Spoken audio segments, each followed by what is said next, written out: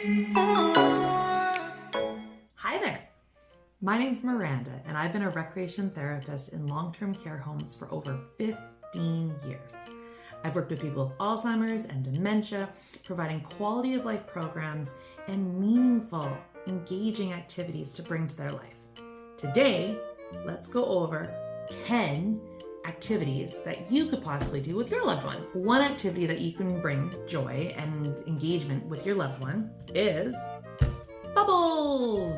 You can find them in a variety of different stores. You can have bubble solution, there's bubble guns, bubble machines. So essentially, all you have to do is take out some bubbles and you start blowing them. And the reason why this works is because it can be physical. You get your loved one to pop them. You try and get them to admire the colors and, oh, look at that one. See how high they can go. And it's reminiscing and it's fun. It's something that they maybe have joy from when they were looking after children or when they were playing as a young child. This is a great form of physical activity. You can kind of see their hand-eye coordination to see if they can track the bubbles as well, and reminiscing. It can be a little messy, so just make sure you have a towel on hand in order to clean up if there's any messes. Activity number 2 is a balloon. Super simple to grab a balloon at any of the stores, even a dollar store, $1.25 stores, or whatever you have locally. Grab a package of balloons, blow up one. I would prefer sticking with the darker colors. In my experience working with people with Alzheimer's and dementia, the lighter colors are harder for them to see and track. But the darker ones, they seem to see it a bit better. So once again, bring it out, put on some music, get grooving, and then being able to bat it around, be silly, have fun. Bop it on your head, bop it on your nose for that matter. And it's a really good way to engage your loved one as well as to get it moving.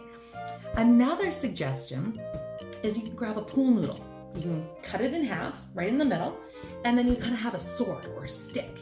And then you could use it as a racket and bat it back and forth. And once again, you're having fun while moving. It's not work, it's not a traditional exercise class, but it's something fun. And if you have music, you're bringing that enjoyment and you're having fun with it too. I will tell you, sometimes having a pool noodle, I usually instigated a little sword fight, and that's a whole nother fun thing. Or I'd get them to tap me and I'd be kind of make a deal of, oh, you got me kind of thing. So have fun, and a balloon is a great way to engage your loved one. Try this next one. This next one is polishing. So I have an awesome set of a whole bunch of teapots, coffee pots, creamers, and sugar. Clearly, they're in need of some polishing. So you grab a rag and you say, can I get your help polishing this? They're really dirty. And they're able to hold it, they're able to kind of feel it, they're able to then give it a scrub. And they can then work on it at their pace, and it can be an enjoyable thing that they do in their pastime. Another thing is shoes. If you have any shoes that need to be polished, give them a little brush, and then that way they can buff them up and make them feel better or look better. Another one are teacups. So if you have a variety of teacups around, or you can go to garage sales or secondhand stores, and you can then sort them. Get your loved one to clean them, get them to match them up, so that way the sets are the same. But if they don't, that's a-okay. The process is that they're holding it, they're bringing memories. Another fun thing to do is looking at what type of china it is. If it's a Royal Albert, or being able to talk about sets that they have or sets that they remember their parents having. So try it, maybe it's gonna help. The next activity that you can do. So I'm big on my boxes for organization's sake. So this is just a nice shoe box, and in it, I've collected cards. These are greeting cards. These can be Christmas, there's congratulatory ones for babies, there may be birthday ones, and you can say, can I get your help? can you please sort these cards for me? I would like to be organized for the fall and the occasion. Or you could say, could I have the envelopes on one side and all the cards on the other?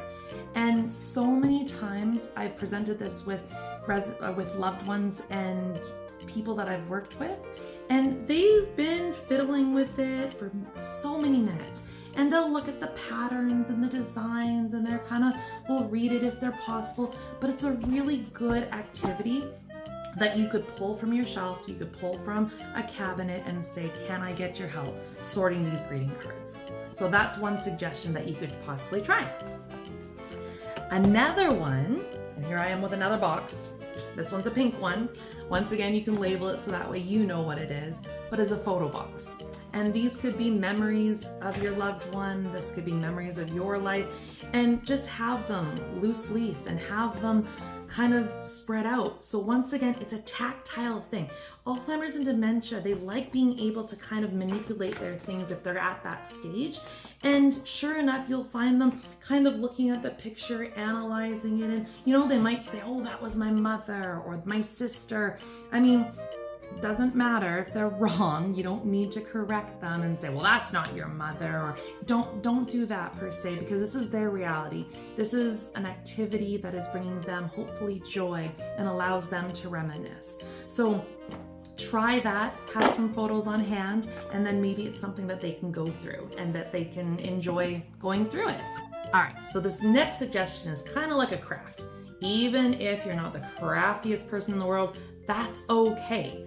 So I just went to the dollar store. It's here where I am. We call it the dollar store. And I grabbed popsicle sticks. And I even found these ones. These ones are kind of cool. They even have like little indents on them. So when you stack them, they actually fit together a little bit better. And you could have your loved one paint them. Say you need the certain number of red or green. And essentially it's allowing them to feel useful, to be productive.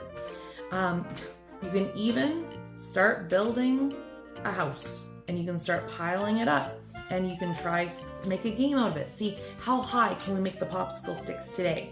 And you try and you see how high you make it do. It's fun, it's tactile, it's manipulative, it's hand-eye coordination, so it allows you to to play with it. I mean, you can make a music out of it too if you really want to be drummers.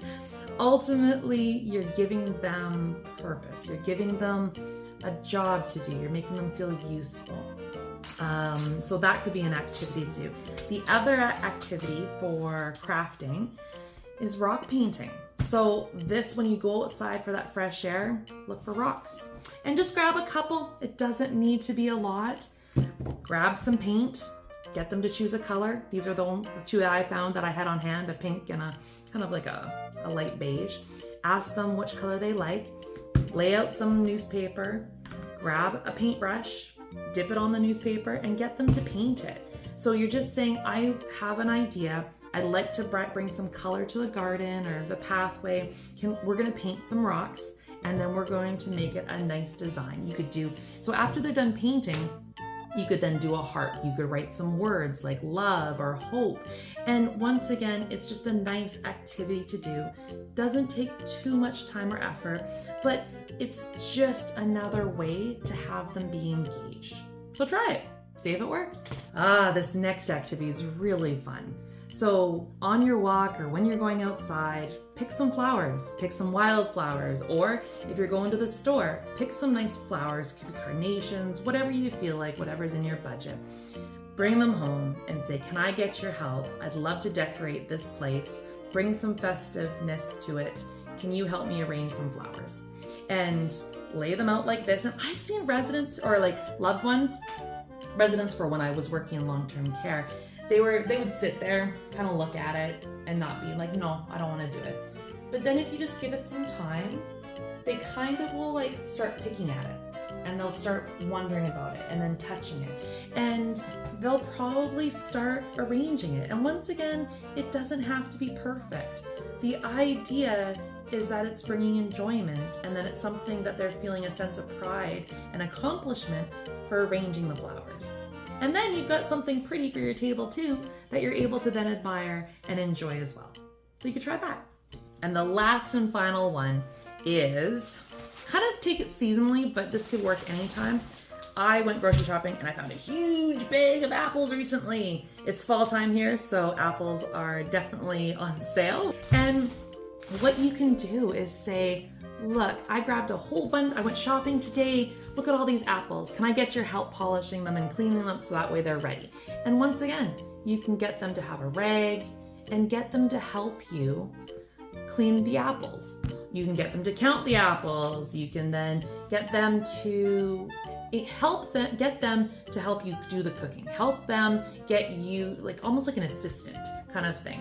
Another great example are carrots. So I have a couple here, and if you feel like your loved one is safe to do so, you can give them a peeler, and then you can get them to peel the carrots. And I'm sure this is something that they've maybe done if they've cooked for their families in the past, but it's something from their past that you're jogging those memories for them and bringing it to life now. You're making them feel useful. You're making them feel a part of life and that they're not just sitting there and not doing anything.